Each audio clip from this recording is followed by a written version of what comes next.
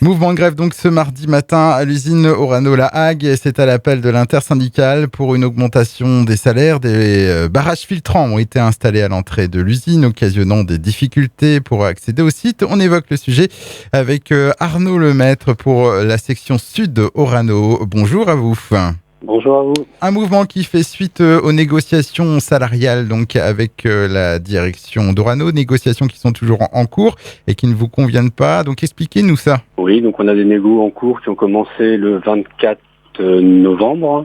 Elles se poursuivent actuellement. On avait porté en intersyndicale une demande d'augmentation générale à minimum 6,2%, ce qui correspond à l'inflation à date à fin octobre 2023. Donc c'est la demande forte qui a été proposée en intersyndicale par tous les syndicats représentatifs du site Orano-La Hague. À ce jour, la direction propose 3,3% d'augmentation pour 6,2 demandés, ce qui ne correspond pas aux attentes. Donc il y a un mouvement de grève en cours, une forte journée de mobilisation aujourd'hui qui est suivie parce qu'il y a un gros regroupement à l'entrée du site et la direction nous reçoit de nouveau vendredi prochain pour revoir sa copie et puis on verra bien si elle répond à nos attentes.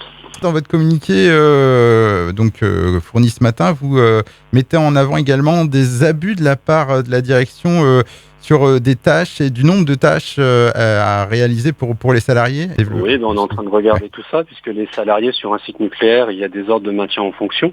Donc certains salariés sont obligés de monter pour veiller à la sûreté et sécurité du site, ce qui est normal sur une installation comme la nôtre. Et on s'inquiète de certaines consignes qui peuvent être passées en faisant passer certaines tâches pour de la sûreté et sécurité, alors qu'elles ne le sont pas. Donc on est en train de récolter tout ça au sein de l'entreprise, et si c'était avéré, ça peut représenter un entrave au droit de grève, quoi. Donc on est en train de regarder tout ça. On a eu des remontées de salariés, mais on préfère vérifier, on va vérifier tout ça de nos propres yeux. Donc un mouvement qui pourrait donc avoir une suite en fonction de la réunion que vous avez donc en fin de semaine avec la direction. Oui, on a reçu vendredi 2 décembre, en fin de semaine, avec la direction nous reçoit pour revoir sa copie. Donc on va voir quels chiffres ils nous annoncent de nouveau, puis après on se retournera vers les salariés, voir si la copie leur convient. C'est la mobilisation et puis l'avis des salariés qui fera que le mouvement continue ou pas.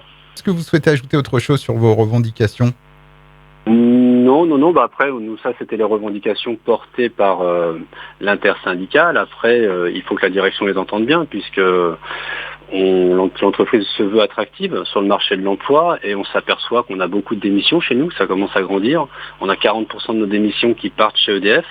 Donc, il y a un moment, il va peut-être falloir regarder ce que font nos principaux concurrents sur le marché de l'emploi pour répondre à être à la hauteur. C'est le message pour la direction. Eh bien, merci beaucoup Arnaud Lemaître pour votre témoignage. On rappelle que vous êtes donc le représentant de la section sud de Orano. Je vous dis au revoir et puis à bientôt. Au revoir, bonne journée à vous. Merci, au revoir.